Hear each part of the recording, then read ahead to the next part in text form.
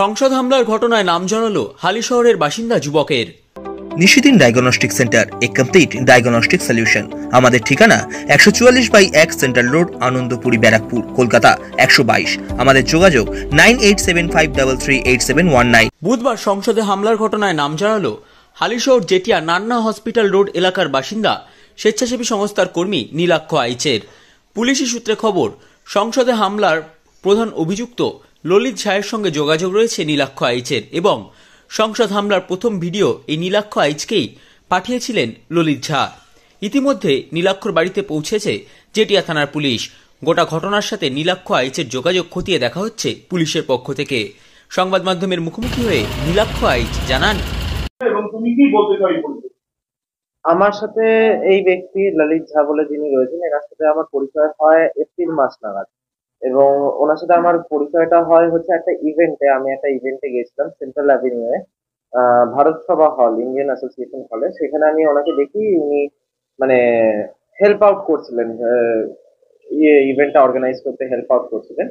তো সেইখান থেকে আমার সাথে ওনার পরিচয় হয় এবং আমি ওনাকে তখন বলেছিলাম, যেহেতু দেখছিলাম এরকম অ্যাক্টিভলি কর্মঠভাবে উনি পুরো সেমিনারটা অর্গানাইজ করছেন, আমি সেইটা দেখে ওনাকে অ্যাপ্রোচ করেছিলাম আমাদের অর্গানাইজেশনে আসার জন্য। তো সেইভাবে ওনার সাথে আমার পরিচয় হয়। তোমার সঙ্গে দিল্লি পুলিশ যোগাযোগ করেছে? আমার সাথে একজন অফিসার যোগাযোগ করেছিলেন, তিনি বলেছিলেন তিনি দিল্লি পুলিশের, বাট তাছাড়া আর কেউ আপাতত যোগাযোগ করেনি। তো গতকালের এই যে ঘটনার পরিপ্রেক্ষিতে তুমি সম্পূর্ণভাবে সহযোগিতা করবে? তুমি তোমার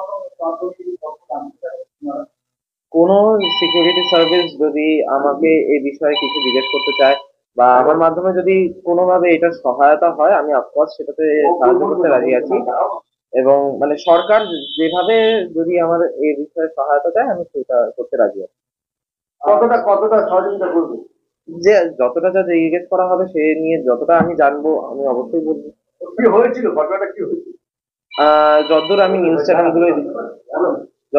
আমি নিউজ চ্যানেলগুলোই দেখেছি যে 4 জন মতন পার্লামেন্টের বিভিন্ন জায়গায়, 2 জন ভিতরে 2 জন বাইরে প্রোটেস্ট করে সরকারের বিরুদ্ধে, এবং বিভিন্ন স্মোক টর্চেস এন্ড অল এইসব নিয়ে তারা প্রোটেস্ট করে, এবং আরো 2 জন নাকি এটার ব্যাপারে ইনভলভ ছিল। আমি এইটুকুই দেখেছি নিউজ চ্যানেলগুলোতে।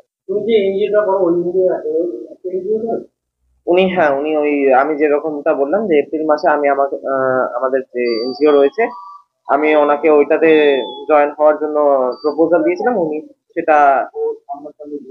উনি সেটা অ্যাকসেপ্ট করে যুক্ত হন।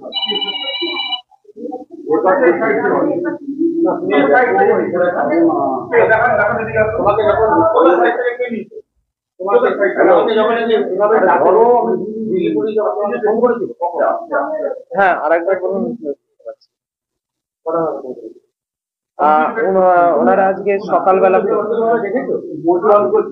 কাকে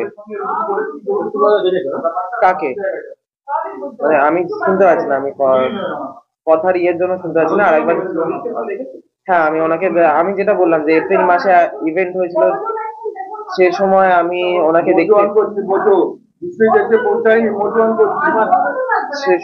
ওনাকে দেখেছিলাম সামনাসামনি। তো সেই কারণে হ্যাঁ, আমি ওনাকে দেখেছিলাম।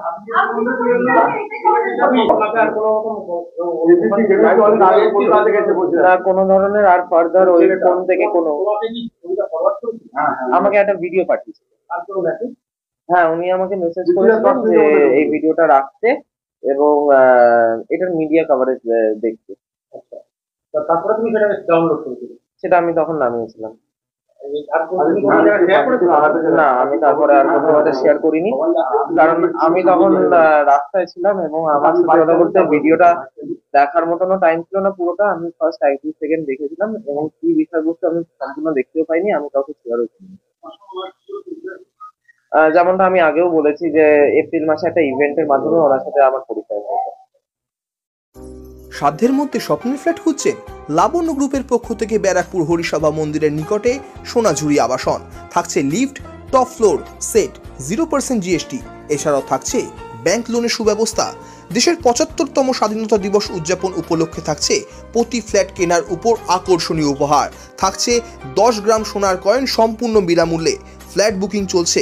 আমাদের যোগাযোগ 7278200456।